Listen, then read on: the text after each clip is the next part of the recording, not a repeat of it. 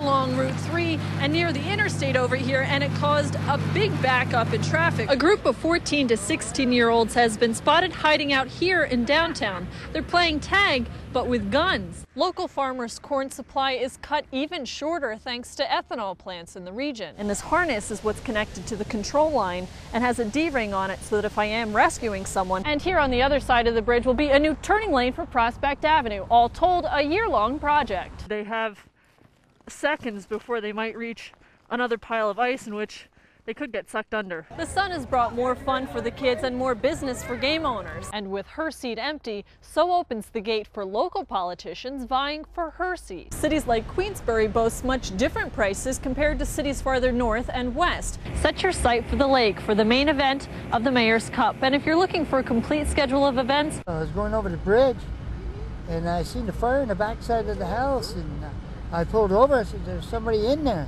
And there was smoke coming on the sides. Then the guy who saved our life came knocking on the window, and right when we got to the green bridge, the window exploded. We just got him out. I'm glad everybody's all right, though. Gerald Clausen got Connor and his two brothers out of the house just in time. The boys had been watching TV on the first floor, says Connor, when the fire started in the back of the house and rose to the roof. Mark Keroy, their father, was at home at the time, but didn't realize the house was on fire either. Well, thank God everybody got out safe, and thank God for the guy that knocked on my door. Half a dozen fire crews responded, but their efforts to knock down the flames were slowed by 45-mile-per-hour winds. In Morrisonville, I'm Erin Vannella for News Channel 5. We're actually taking ropes and putting them across the river or across the ravine, and we send people out on those ropes and we lower them down to the surface, and then we would simulate if we had to rescue somebody. Whoever's running that control. 5 emergency crews from New York and Vermont execute different rescue techniques during day 4 of International Rope School, in a place where this made-up scenario has been a reality. A lot of sightseeing in this area. Potential of somebody slipping off the slope down into the river. We could send our people across, drop down, hook that person to us and bring them out. It takes at least 8 people half an hour to set up the network of ropes. They're knotted at both sides of the river to control lateral and vertical movements. To practice, trainees send each other out, down, and back. And before long, they convinced me to work into the mix. There I am pointing out the control line, the only rope connecting me to shore. Despite my being connected to only one rope, I am wearing a lot of safety gear here. I'm wearing a helmet, a life vest that has a whistle, and also this harness. And this harness is what's connected to the control line and has a D-ring on it so that if I am rescuing someone, I can connect them to me. But in practice, just before hitting the water, I gave the okay, and those on shore pulled me up. These ropes are rated up into the 10 and 11,000 pound limit. Very capable of picking up and pulling both the rescuer and the victim to safety. It's all teamwork, and you have to work with everybody and trust the people you're working with. In Wilmington, New York, Erin Vannella, News Channel 5.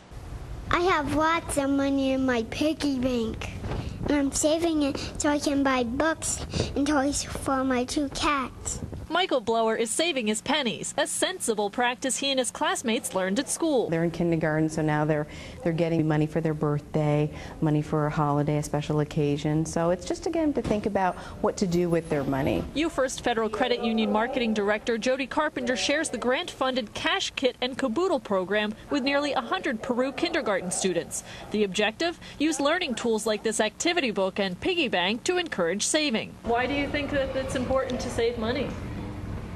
Because you have to buy food and water. So I can save it, so I can get a new trampoline.